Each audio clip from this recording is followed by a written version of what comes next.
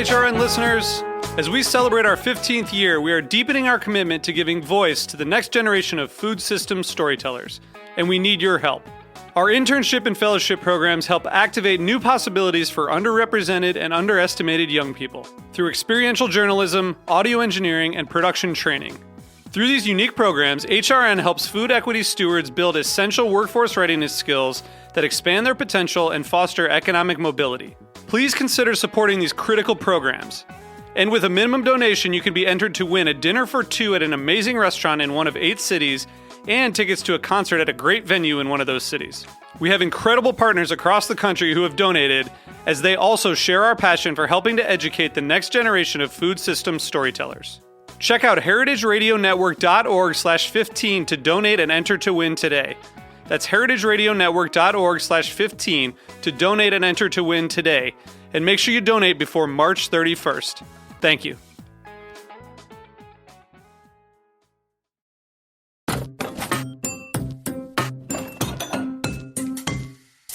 Hardcore is a new series from Heritage Radio Network. Over 6 episodes, we're taking a close look at the rebirth of American cider. Really, it wasn't until about 10 years ago that cider started to be revitalized in the United States. From the science of fermentation. So yeast, it's a fungus. It's a unicellular fungus. To the magic of terroir. What really excites us is thinking about communicating that very sort of spiritual aspect of knowing a piece of land. We're setting aside our cider donuts to gain a deeper understanding of this singular beverage. I love a cider donut. You don't have to have a cider donut with your cider, and I will die on that point. Subscribe to Hardcore wherever you listen to podcasts.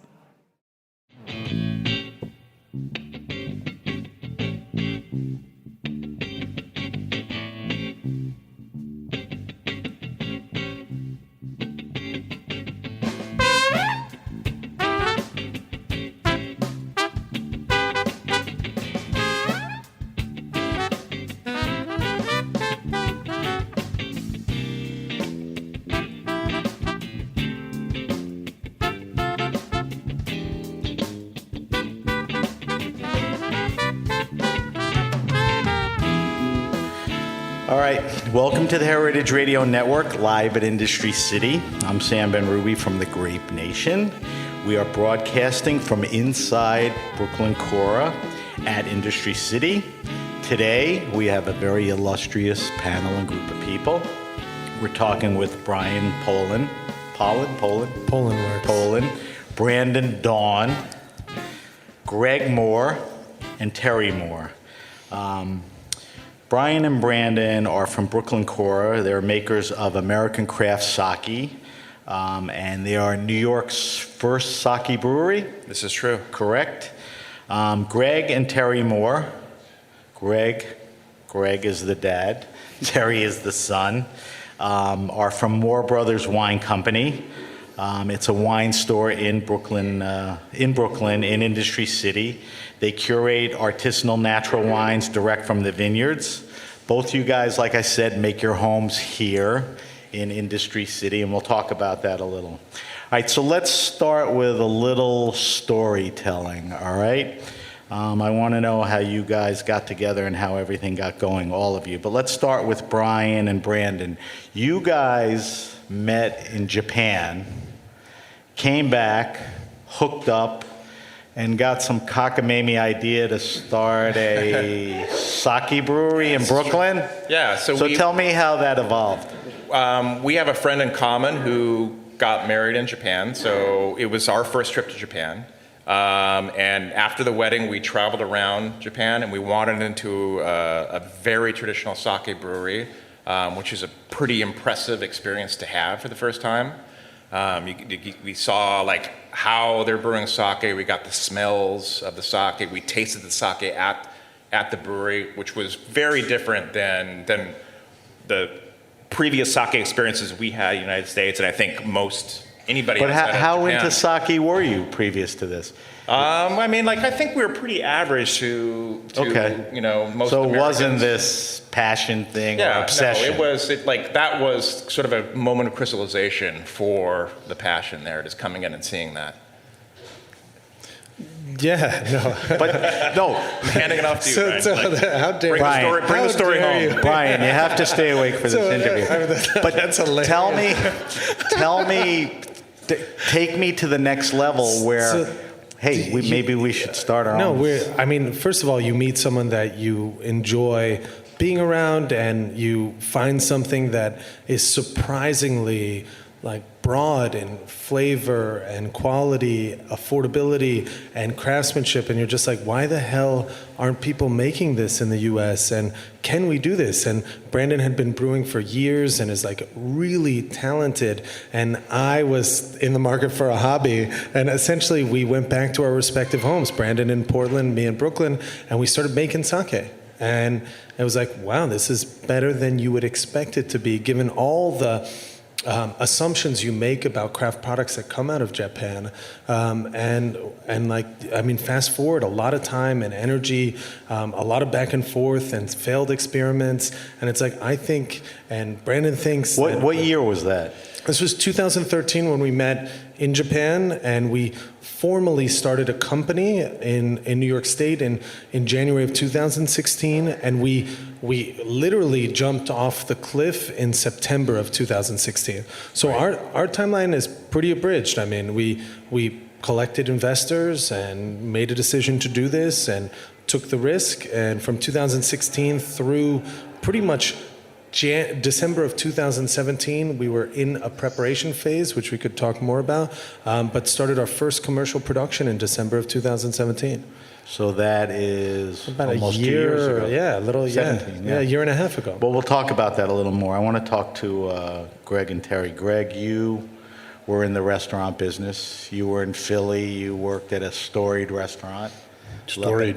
Lebec Fin, Georges Perrier, who's crazy. He epitomized the crazy French chef. I still have the meat cleavers flying in my head in my nightmares. Thank God it's not in the back of your back. Tell me the transition from the restaurant biz to getting into the wine retail business. How'd that come about? Well, I have a great friend, and we shared the interest in wine. I was the sommelier in this restaurant, and he sold me wine. He has a brother who at the time was doing a stage at a restaurant in Paris or in Versailles. So Tell everyone what a stage is. It's like an internship, right? Kind of an internship, yeah. And it turns out that the smartest guy in that restaurant was the sommelier. And his name is Pierre Paillardon. He was the first meilleur jeune sommelier de France. Really smart guy. And today he's a superstar in Bordeaux, and we still work with him. But it happens that we encountered producers directly. I had never had the experience of direct everything was through salespeople and reps and all. Yeah, salespeople telling you, "Oh, Greg, that's a nice tie," you know. Totally different interaction, right? Completely, and the experience of wine culture was different. Wine culture is in many respects barren in that world, but in the real world of producers, it was very impressive to me. So we began bringing. My friend, via his employer, who was the importer, bringing tiny quantities of wine that made a lot of sense for me and empowered me to tell stories about the producers when I was serving the wines in the restaurant. And eventually, my customers, when they went to the Four Seasons, would open up the wine list and say, "Well, where's the Diebolt Valois? How come Greg can get that and you can't get that here at the Four Seasons?" And so my friend's business grew in further distribution, but it was still pretty insufficient for establishing strong ongoing relationships. And we got the idea together that it would be a richer environment for their wines, these small producers, if we presented them to a wider world than the people who were paying Which is fantastic retail? sums for Lebac Farm, which would be In a retail. store Absolutely, environment? would be retail. So you open the first So it was store. fits and starts, you know. The problem was that I had become more or less Mr. Wine of Philadelphia. I was already teaching classes in the University of Pennsylvania's continuing education division of wine appreciation, that sort of thing.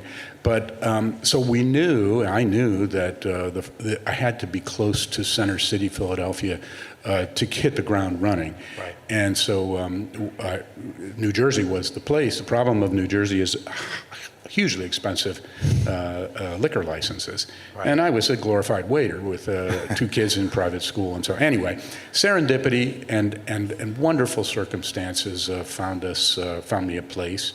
A guy who had a liquor license in pocket, a little bit of complication, but he was willing to do everything, didn't want to be a partner.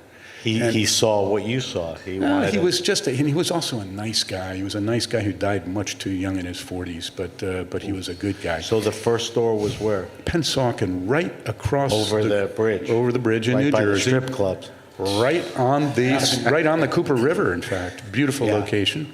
And that was what Little year? thing. 1996. 1996. Yeah, And we moved in 2 years around the corner to a bigger spot in the same place. But in 1999, we had done quite so well. I think that it's an environment served by Pennsylvania state stores, Right. and really which is a whole different story. Another we don't story. want to talk about. But we then opened a second store in 1999. So only 3 years later, in Wilmington, Delaware, in a very nice section of Wilmington, Delaware, and that was hugely successful. We opened in October, and it was self-financing by New Year's. And then you came to New York?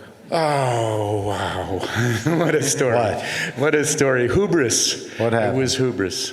Well, first, the first probing that I made into New York was at the time, it was in 2000, so really shortly. I'm talking about, moving fast. It was, what I had touched worked so well that I thought everything was going to work out. And I came and I actually got into an agreement of sale, almost signed to buy the Chelsea Wine Vault in the Chelsea market, which was not doing really well.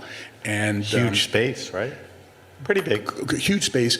It had its problems because it came with the private storage thing and managing that and all that. So fits and starts, and I realized I was too young. I got cold feet. I was too inexperienced. I got cold feet, backed away. I thought I was so smart because, unfortunately, shortly after was 9/11, and they really tanked at Chelsea Market for a while. That was tough for everyone. Oh, God. So but I continued to want to do it, and eventually found the space on 20th Street across. What year was that? That was, we found the space in 2004.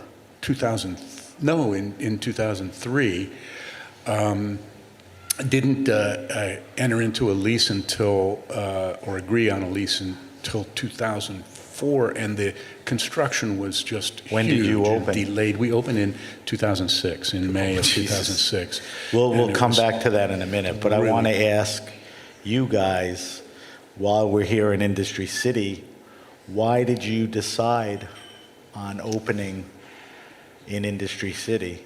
Because you couldn't open Brooklyn Kura in Queens? So finding a All the place. other boroughs were locked out. Yeah, exactly. So finding a place to manufacture alcohol is relatively challenging in the city. To manufacture anything in New York City is difficult. I mean, like just Physically or regulations? Physically, the regulatory environment, the cost of people that are necessary to do the jobs that are essential. I mean, a whole bunch of layers of the process are challenging.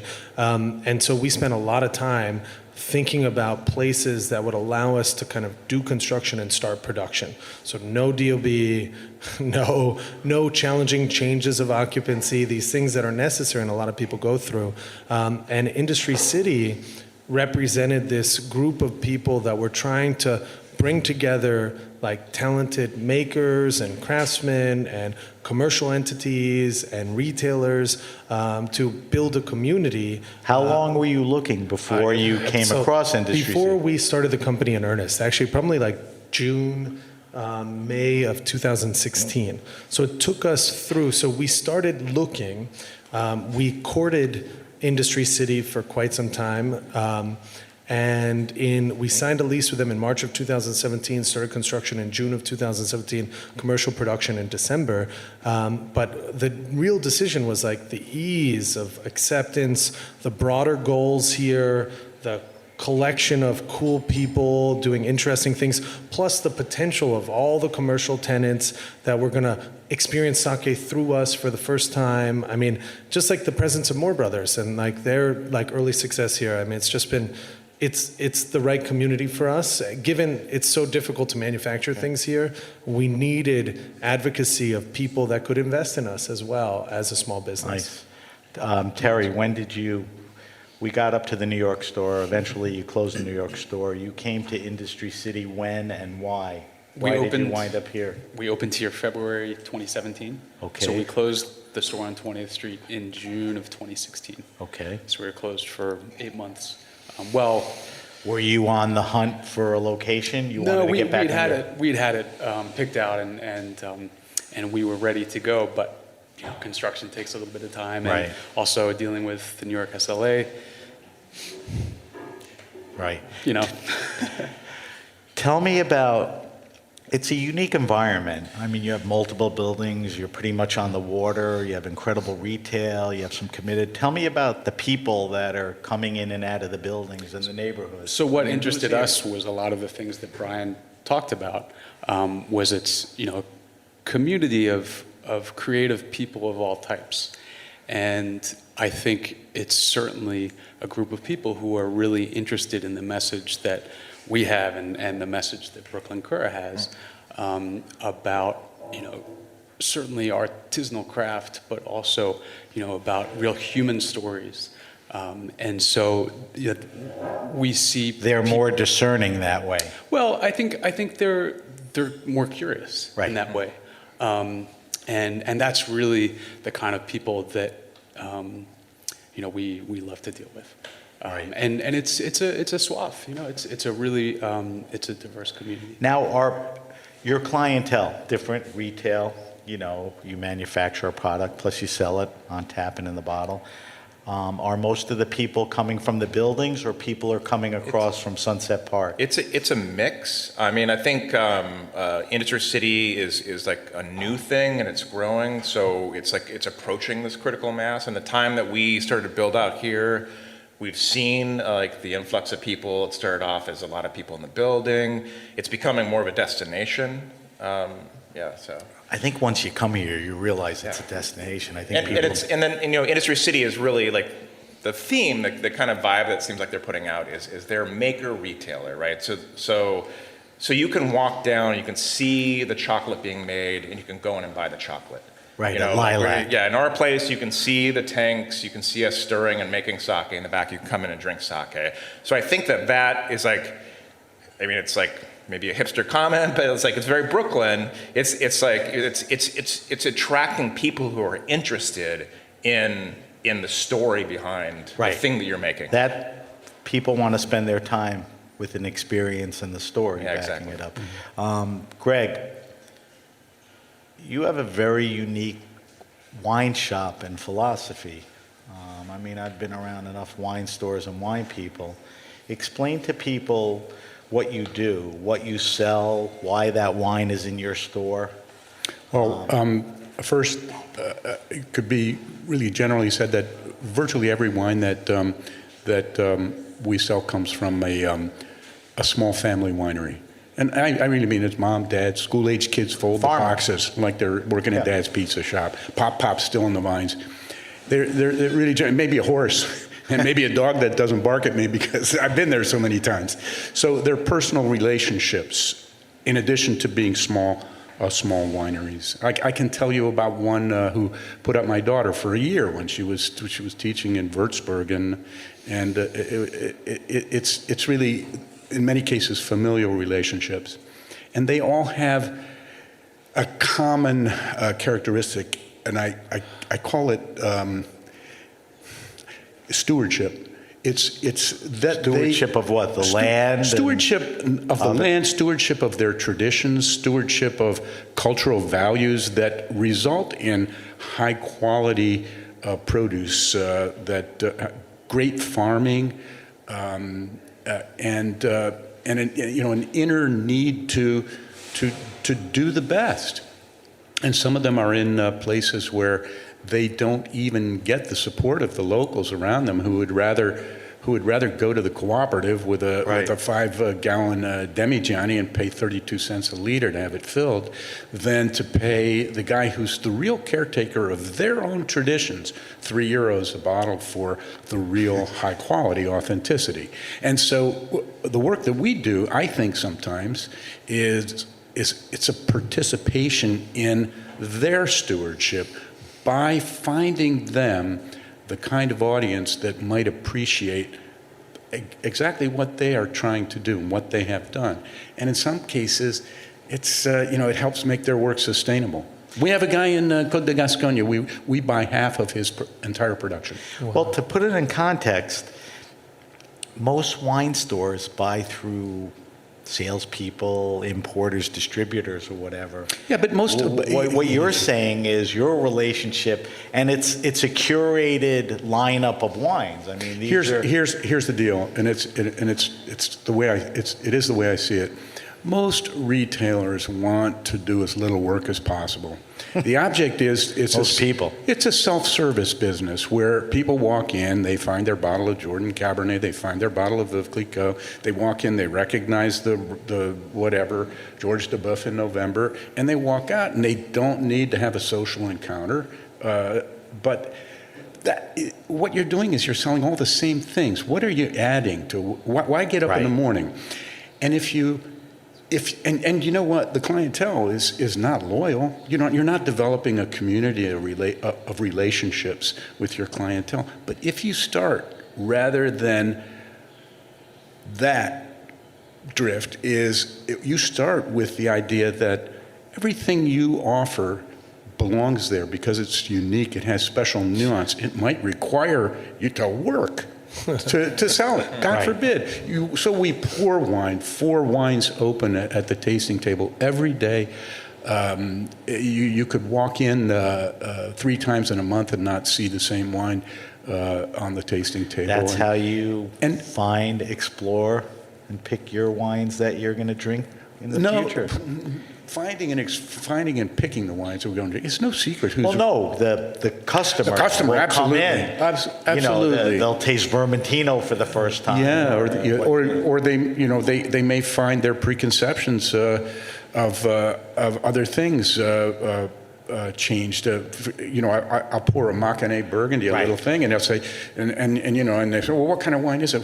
Well, it's Chardonnay. Oh, I don't usually like Chardonnay. This doesn't taste like Chardonnay. Right. And then they can receive the wisdom of the idea that Chardonnay is only the ingredient. Right. The wine is about a lot of different things. So you can't be all things to all people. So you focus on certain regions, right? Well, we because of the nature of makers and where you spend time. We work in France, Italy, Germany. We actually have one guy in Argentina. Okay. Who happens though to be a Bordelais, so he's from Bordeaux originally, from a Bordeaux family. He was one of the pioneers in the purchase of old vines. What about in the United States? In the United States, yeah, we're not snobs. We have, but we have wonderful estate bottlers in Santa Ynez Valley, in Ballard Canyon, we have a wonderful producer. Brian, what are you pointing No, to? they carry us as well. Which is they do?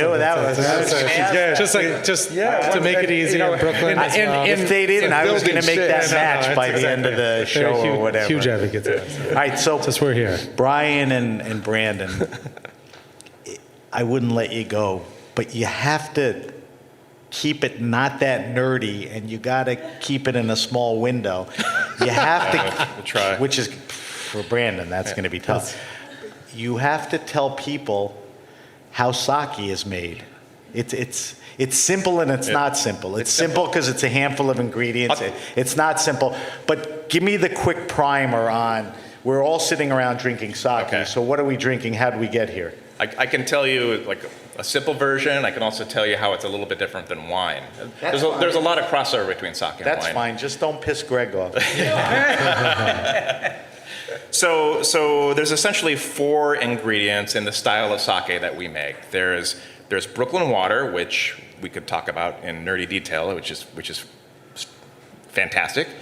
There's steamed rice. There's something called koji, which I'll talk more about, and then there's the yeast.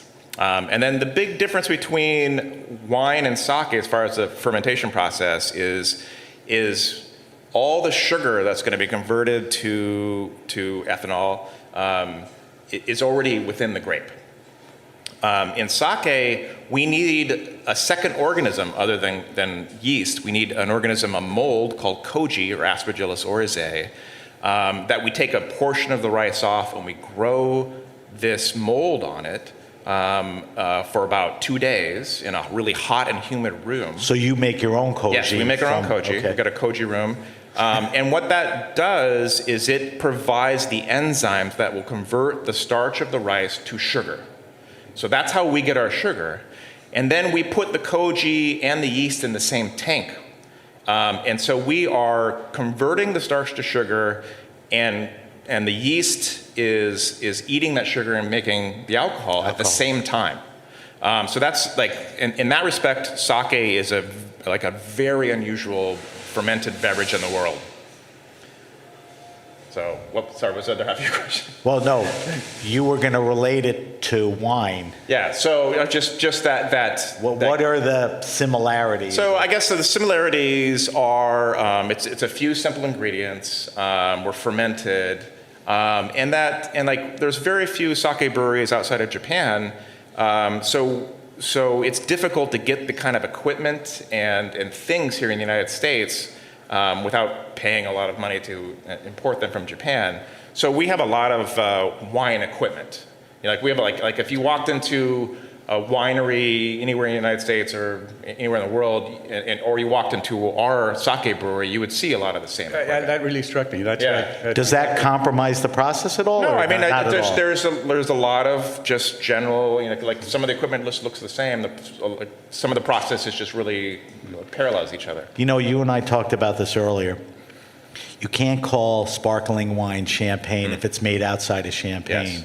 With sake, is there a similar thing to that? Yeah, there's like a regional rule. So sake in Japan is known as Nihonshu, and outside of Japan, we call it sake. So Brian and I, we decided early on that there are essentially no rules outside of Japan, certainly in the United States, for there's loose rules for what sake is, but we've made the decision to sort of follow the Japanese rules. We are number one. We're not Japanese.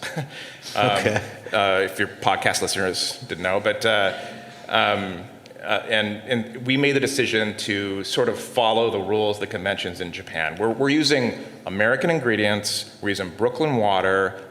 We're American craft sake, but we're sort of like. We're trying to introduce sake to people in the United States, so we want to not give them something that's not traditional. So Brooklyn has pretty good water, so you could push the water aside. Rice is such a major part. In Japan, all the farms and the type of rices. Where do you source rice from here? So mostly California. There's just a couple regions where there's river valleys with a bunch of deltas that are conducive for rice. So we basically get our rice from either California or Arkansas. Is it a special kind of rice? There's rice and you just do the processing you have? So rice specifically for sake is called sake mai. And so sake mai has kind of defined definitions in Japan. We use a rice called Yamada Shiki, which is a sake mai. We also use what I think is becoming sort of the American sake mai, which is Calrose rice. Okay. I don't think anybody will remember that, but that's okay. I think just a note, sake brewers' rice is distinctive because the starch is centralized, And that's why, like in sake grades, milling matters. So the more you mill, the more fats and proteins you're kind of stripping away, and the more pure starch fermentation you get. That doesn't necessarily make a better sake. It definitely makes a more expensive sake to make. And as a result, you see pricing differences for a daiginjo, which is more milled, than a junmai sake, which is less milled. But ultimately, it's the taste and preferences of the brewer and the people that you're making sake for. So I think if you were going to take what sakemai is as a learning, it's just typical sakemai has a centralized starch, which makes milling more relevant to kind of having a pure starch fermentation. Yeah, I mean, we could do a whole show on just the rice and the polishing and, you know, all of that. We had maybe 25 of top sake professionals in the brewery 2 weeks ago that spent 3 days continuously for about sake regionality, and this time they spent on rice was just it was real. So you're absolutely right. Yeah. Terry, I wanted to ask you, in the store, you know, we talked about 5 different regions. Do you still continue to travel the world and try to find new producers? Yes, and mostly yes, but also mostly no. We, you know, Okay, our I'm relationships. confused. Well, there are 2 reasons. Our relationships are, in many cases, you know, decades long. Right. You know, we buy wine from the grandson of the guy that we started with, and that kind of stuff. So it's reinforcing those relationships are why we travel, in one sense. However, in another, there are always interesting opportunities. And for example, I was in Burgundy in January and met 3 new extraordinary, you know, farms that we are now working with. So they had no representation or distribution? No. I mean, these are tiny, tiny little family farms, and they sell, you know, locally, but they may not have any kind of presence here in the U.S. When you walk into the store, how many different, I hate to use the word SKUs, but I mean, how many producers? And do they rotate, or I'm sure you've had people since you've opened still there, right? Of course, yeah. So there are, you know, the original core producers from the beginning. Total, there are about 110 families, maybe give or take, that we work with, and maybe 350 to 400 SKUs, depending on the time of year. And depending on how, you know, because some produce 12 wines and some produce 1 wine. Right. Sure. So there is a range. But it's also, it's a bit seasonal too, because in many cases, these are families where the production is so small, and also the demand for their wine is so high that our allocations are nice, but the wine is in the store from the new vintage for 3 months, and then we're waiting 9 months for the next vintage to arrive. So there is a bit of a rotation like that. But as far as the relationships go, it's, you know, they are constant. It's very, very unusual that a relationship ends. Mm-hmm. Right. That's one thing that's very unusual. Did these guys ever come to the States? Oh, yeah. Oh, they like come. in the last month, there's been tons of portfolio tastings, Raw Wine World. No, but more important than those. Did they come to the store? More important than those was that Alyosha Goldschmidt was here last Friday, one of the great producers in Tuscany.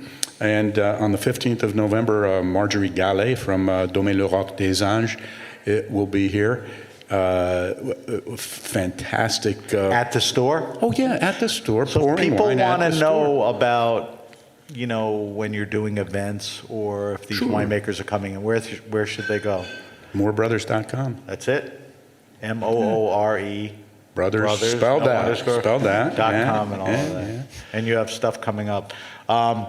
Brendan, I didn't ask you before, how labor intensive? The interesting thing is we're sitting in Brooklyn Kura, which I said earlier, and there's a tap room, and beyond the windows you can see all these tanks, and then there's more space where the rice is fermenting. Is this something that's very labor intensive? I mean, what are we talking about here? With wine, you pick it, crush it, you pour over and you barrel it and then you party. What about? Greg, I know that's service to the simplistic, winemaking but- process, but I guess I'll tell you two things. One is my life before doing this and now. I can now walk into Home Depot and know exactly where I'm going because we've had to build this. That's different than previously, and also now I take a lot more ibuprofen. So it's And he very weighs 20 pounds less. You sure? I do. I got thin quick and. What is it? The bags of rice, lifting Yeah, so them, the there's- stirring, the bending over? I mean, so I haven't spent a tremendous amount of time in sake breweries in Japan, but I've seen enough to know that there's kind of, in my opinion, there's two kinds of sake breweries in Japan. There's the highly automated ones where when you come in, it looks a little bit like you might be going into like a microchip manufacturing plant. Everyone wears the same outfit. It's like very clean. And then there's other more traditional sake breweries where like half of the brewery is outside, like in the koji room where it's really hot, everyone's got their shirt off. So I don't know, I forgot my point. How labor intensive it is. But I was curious about one thing, the really modern high-tech one. So do they make good sake, or it's typically they do? Out of like just our space and budget, we're pretty labor intensive. Like I don't have machines that are automatically washing everything. So we lift rice many times throughout the process. It's pretty labor intensive. So things that could be automated because of cost or space, you do yourself. Exactly. And all of that. Okay.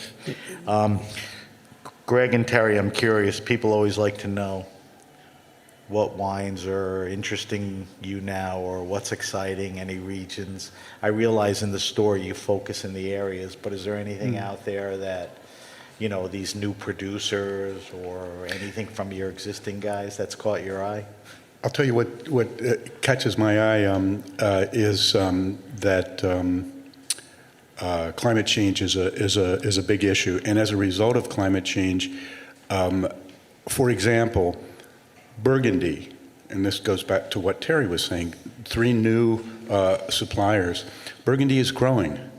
It has its geographic and legal limits, but in areas where it was historically difficult to ripen grapes, it's now possible to ripen grapes. And at all or later?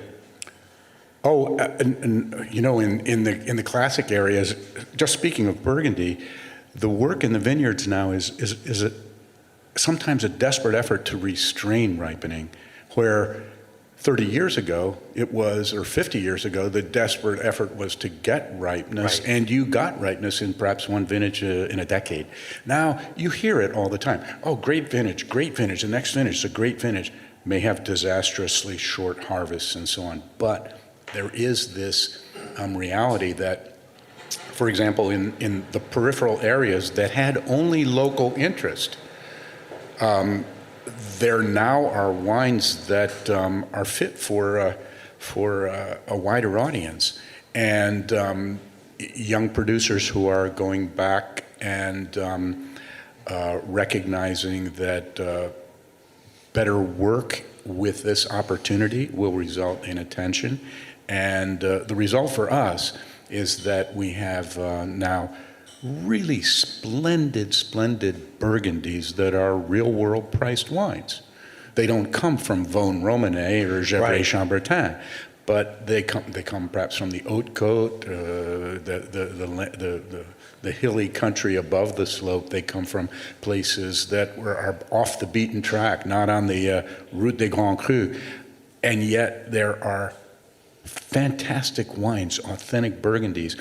And I even wonder, climate change is so disastrous, and it's a first world problem that we may lose the classic areas of Burgundy in the next 40 years if trends continue. But who knows, we may find another Grand Cru someplace where no one ever thought it could exist, because now it's possible. Burgundy is so expensive, and some of it is so hard to get. You're talking about, accessibility and new Yeah, I mean, regions. That's the beauty of coming into a store like yours. Yeah, and I mean, you being can- able to drink Burgundies that are interesting and reasonable. Real interesting, wonderful Burgundy for $20 is That's crazy. The median price of Grand Crus now is $500 a bottle, and some are much higher. So it's really wonderful that that areas like the Haute Côte de Nuit, and Côte Chalonnaise, and the Mâconnais, and the interest now in the cruise in Beaujolais is wonderful. That's what excites me. That's a good reason to go in there. We have to take a quick break, which I forgot about. And then when we come back, I still have a bunch more questions. But I want to let everyone know that Industry City is New York's hub for innovation economy. A diverse mix of over 500 businesses call Industry City home, collaborating across the 16-building campus, merging today's creative sectors like tech, content creation and design with craft making and traditional manufacturing. The Industry City food scene is a rich yet approachable international experience for every palate. With 5 acres of outdoor space, more than 50 experiential food vendors and retailers, plus unrivaled tenant amenities, Industry City is a bustling hub where 8,000 people come to work daily and thousands stop by for a visit. And I get to sit with 4 of the 8,000 right here. Okay? All right. We're coming towards the end of the show, but we have time to talk about a few things. Brian, if people want to taste, buy, find Brooklyn Kura, tell me where we get this stuff. We've been very, very lucky. Tonight is Halloween, which, should I say the date, or is that not? It's okay. Is that not kosher? 'Cause that was surreal. There was a not kosher to some people. Very upset princess that just waved to me. You can find our sake throughout New York City. At good retailers. At good retailers. Greg raised his hand and said he's glad to carry it. So if you're in Industry City, you can go to if more you're in brothers. Industry City. And we're lucky to have a bunch of restaurant partners in New York, in New Jersey, in Pennsylvania, and now in California that are representing us and excited about what we do. If you have any questions about kind of Brooklyn Kura, come visit us here. We have a very talented team that not only knows more about sake than we do, but spends a lot of time to celebrate our sake and educate people who come here on weekends to learn more about it. So, well, let's talk about what's going on here. So I've said it for the 3rd time already. We're sitting at Brooklyn Kura. You walk in and there's a counter, a tasting room, there's taps, and then you see production and bottles. What's going on with the taps? So our job here is to make it easy, remove any obstacles that you might think are in your way from enjoying sake. We present something that's been produced here, is relatively young, varies in flavor, aromatics, etc., but is meant to be varied enough so that you can find something you enjoy. We do events ranging from partnership events with the folks at Odo and Hall, which are really Michelin star omakase kaiseki restaurants, to our friends at 886 on St. Mark's who are making extraordinary food approachable. We do educational events, corporate events. I mean, you name it, you can come to this. So everything's on the website. Everything's events, on the website. info, Yeah. all of that. You call the company, it goes to us. We pick up the phone, and we're here to tell me what's in those taps. So those taps range. So what I describe generally is our sake in the tap room is more of a study in fermentation profile, temperature, and yeasts. And what we're trying to do is we're trying to tell you that sake isn't that kind of near distilled thing that has been presented to you in a ceramic vessel warm at the corner sushi shop. It's this rich, beautiful, aromatic, charismatic thing that can come in a lot of different shapes and sizes, like wine and craft beer. And so we have 6 taps that are operating all the time here. We have bottles that we're pouring by the bottle, in addition to sometimes pouring our friends and friend breweries that are important to us as advocates and also educators and mentors. And you can experience it all here.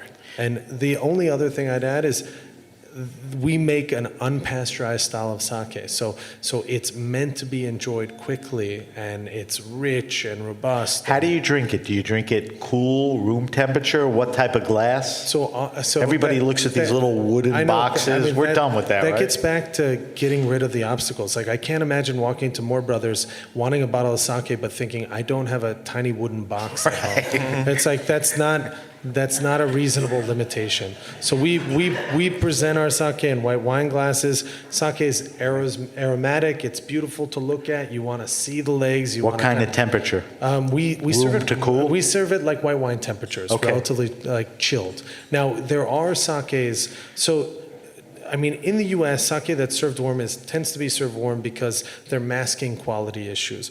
But there are really talented brewers that make sake to be served warm. Now here, we generally make our sake to be served chilled. And we, again, want to remove obstacles. So this conversation about hot and warm, or like warm versus chilled, we want to kind of get rid of.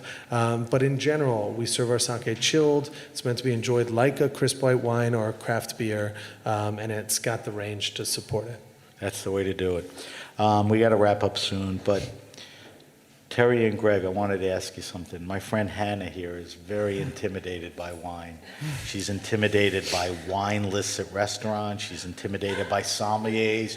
She goes into retailers and has a panic attack.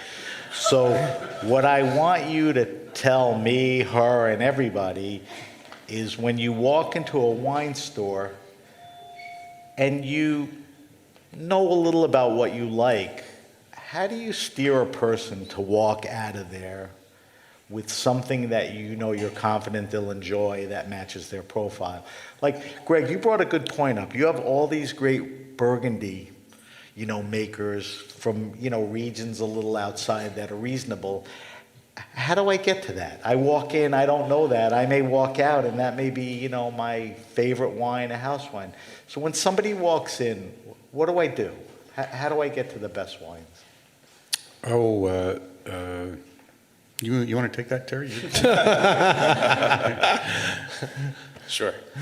Go. Well, for us, it's easy because we have a tasting table that's open every day with 4 wines. So right there you can taste. And so right there you can taste. And what that allows us is, to get a sense of maybe what people's preferences might be, and then that informs our decisions in terms of where to steer them in the store. But it's a wonderful forced social interaction, and I think that's really what we're about in the store, which as a wine retailer seems crazy. Right. But we're really about storytelling, and also kind of creating a human connection between the people who produce the wines and the people who are enjoying them, because our customers tend to be people who, the story is part of why they shop with us. Right. It's more important to you as a store and to the consumer to walk away with a wine. To create a more intimate and closer connection. I agree with that. And I think the younger consumer is more connected to that. Do you want to add anything to that, Greg? No, I think that's pretty fair. Yeah. Okay. Thank you. All right, we're going to wrap everything up. I want to thank everybody. I want to thank everybody for coming out tonight to Industry City, to our Heritage Radio Network Talks. Thank you to our guests, Brian Poland, Brandon Dawn, Greg Moore, Terry Moore. Brandon and Brian are the proprietors of Brooklyn Kura, and we talked about what it is and where you can get it. Greg and Terry opened their store in Industry City a few years ago, and they are a very special wine store in the sense that they curate very important winemakers. So kudos to you guys. Thank you. Thanks for having us. Doing what you do. Thank you to everyone at Heritage Radio. And I'm Sam Ben-Ruby, and thanks for joining us on the Grape Nation. Yeah.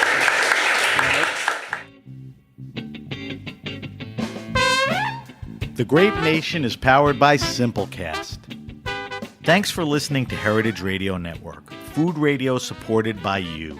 For our freshest content, subscribe to our newsletter.